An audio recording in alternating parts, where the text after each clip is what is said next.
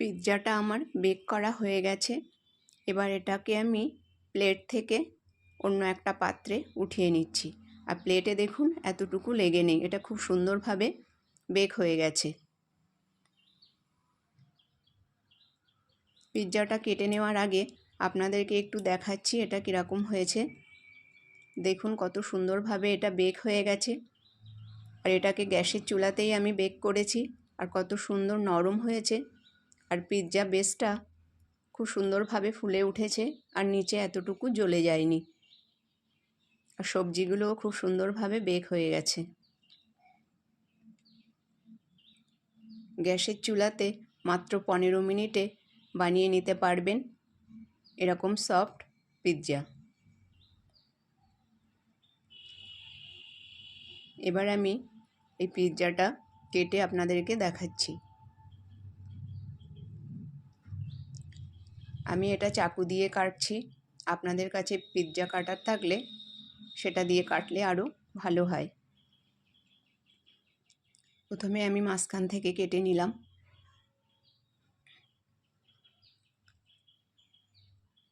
দেখুন এর ভিতরটা কত সুন্দর হয়েছে, এতটুকু কাঁচা নেই, আর খুব সফট হয়েছে।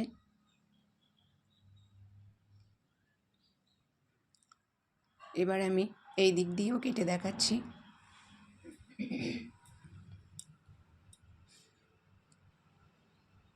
এটা আমার কাটা হয়ে গেছে এক সাইডে। দেখুন এর দুই দিক দিয়ে দেখা যাচ্ছে কত সুন্দর হয়েছে, আর কত সুন্দর নরম হয়েছে, আর সবজিগুলোও খুব সুন্দরভাবে সিদ্ধ হয়ে গেছে। তা আসুন দেখে নিন আমি রেসিপিটা কিভাবে বানাই। নমস্কার বন্ধুরা, পিৎজা বানানোর জন্য এখানে নিয়ে নিয়েছি একটা মিক্সিং বোল। প্রথমে এই বোলের মধ্যে আমি নিয়ে নেব হাফ বাটি টক দই। এবার এই বাটির মধ্যে আমি সামান্য একটু জল দিয়ে বাটিতে যে দইটা লেগে আছে সেটাকে আমি এর মধ্যে নিয়ে নেব।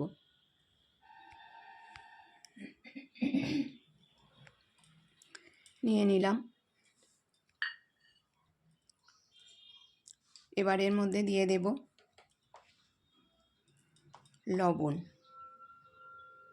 দিয়ে দিলাম সামান্য একটু লবণ। এবার আমি এর মধ্যে দিয়ে দিচ্ছি 1 চামচ চিনি।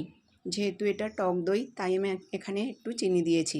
এবার দিয়ে দিচ্ছি বেকিং সোডা, এই চা চামচের 4 ভাগের 1 ভাগ মতন। এবার দিয়ে দেব 1 চা চামচ বেকিং পাউডার।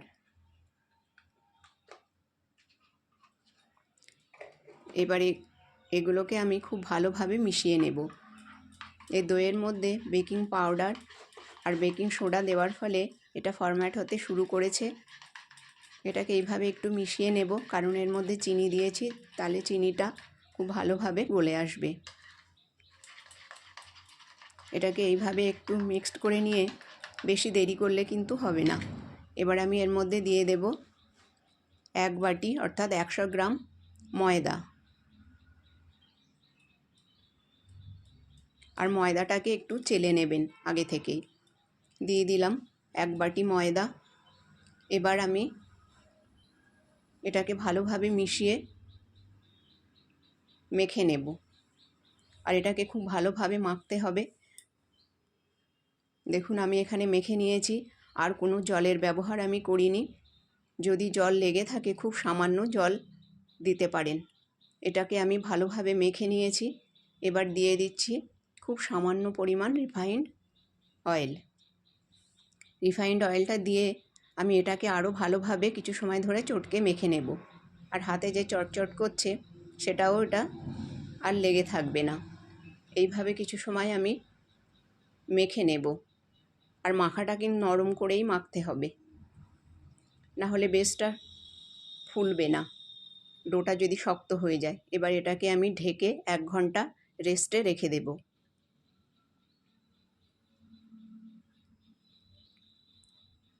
ফিরে এলাম 1 ঘন্টা পর।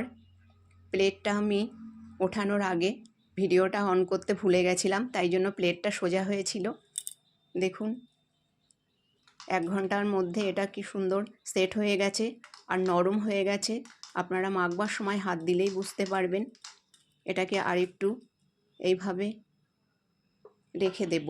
তার আগে বেসটা যে প্লেটে আমি বেক করব সেটাকে রেডি করে নিচ্ছি। এটাকে এই প্লেটের মধ্যেই আমি বেক করব। একটু সাদা তেল লাগিয়ে নিলাম। এবার ডোটাকে এর মধ্যে রেখে আবারও আমি বেশ কিছু সময় ধরে এটাকে মেখে নেব। দেখুন এটা ঠিক এরকম করে মাখতে হবে। এবার আমি হাত দিয়ে চেপে চেপে প্লেটের চারিদিকে এটাকে ছড়িয়ে দেব। এইভাবে আমি চেপে চেপে এটাকে ছড়িয়ে দিয়েছি। আর 3টে রুটিকে পরপর রাখলে যেরকম পুরু হবে এটাকে সেরকমই পুরু করে নিতে হবে। এবার একটা ফর্ক দিয়ে আমি ইচ্ছা মতো এরকম করে ছিদ্র করে দিচ্ছি, যাতে এটা আমার উপর নিচ খুব ভালোভাবে বেক হয়। এইভাবে ফর্ক দিয়ে আমি ছিদ্র করে দিচ্ছি। ছিদ্রগুলো করে নিয়ে এখানে আমি কিছু সবজি নিয়েছি আর নিয়েছি চিজ, একটা চিজ, পেঁয়াজ, ক্যাপসিকাম আর টমেটো। টমেটো আর ক্যাপসিকামের বীজগুলো ফেলে আমি টুকরো করে কেটে নিয়েছি।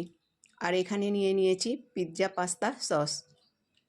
এর থেকে আমি 3-4 চামচ মতন এর মধ্যে দিয়ে দেব।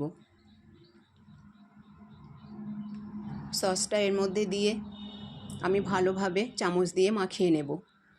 আপনাদের কাছে যদি পিৎজা পাস্তা সস না থাকে তাহলে টমেটো কেচাপ সেটা দিতে পারেন, আর চিলি সস দিতে পারেন। 2 রকম মিশিয়ে এটা বানাতে পারেন। এবার আমি একটু বড় করে কেটে নেওয়া টমেটো, ক্যাপসিকাম আর পেঁয়াজগুলো এর মধ্যে ভালোভাবে সাজিয়ে নেব। এইভাবে এটাকে সাজাতে হবে। এগুলো আমার সাজানো হয়ে গেছে। এবার আমি এখানে নিয়েছি চিজ আর নিয়েছি একটা ছোট গ্রেটার। চিজটাকে গ্রেটার দিয়ে এইভাবে আমি চারিদিকে ছড়িয়ে দেব। এইভাবে চিজটাকে গ্রেট করে নিতে হবে। নিয়ে এই পিৎজা বেজের উপর এইভাবে ছড়িয়ে দিতে হবে। চিজটা আমার দেওয়া হয়ে গেছে। এবার এটাকে আমি গ্যাসের চুলাতে বেক করে নেব।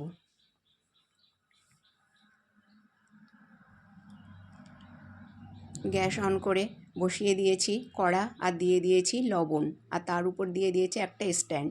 এটা কিন্তু বালি নয়, লবণ। আমি এটাকে বহুবার ব্যবহার করেছি, সেই জন্য এটা কালো হয়ে গেছে। আপনারা বালিও ব্যবহার করতে পারেন। এবার আমি এর মধ্যে দিয়ে দিলাম। আর এটা দেওয়ার আগে কড়াটাকে 10 মিনিট আগে থেকে গরম করে নেবেন। নিয়ে এটাকে ঢেকে আমি ঠিক 15 মিনিট রেখে দেব। আর গ্যাসের ফ্লেমটা হাই রাখতে হবে। হাইতেই 15 মিনিট বেক করে নিতে হবে। এবার আমি 15 মিনিট পরে এসে দেখে নিচ্ছি, আর এটা তখন একটু আটকে যাবে।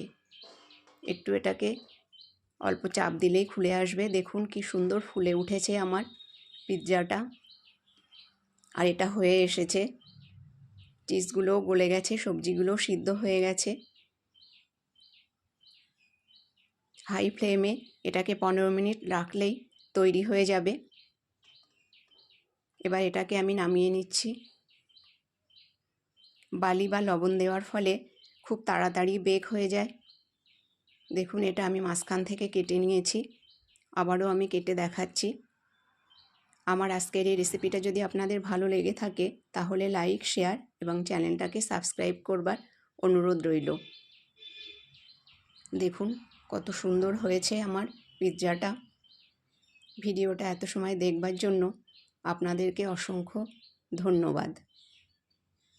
এইভাবে আপনারা ইচ্ছা মতন বাড়িতে যখন খুশি পিৎজা বানিয়ে নিতে পারবেন। ধন্যবাদ।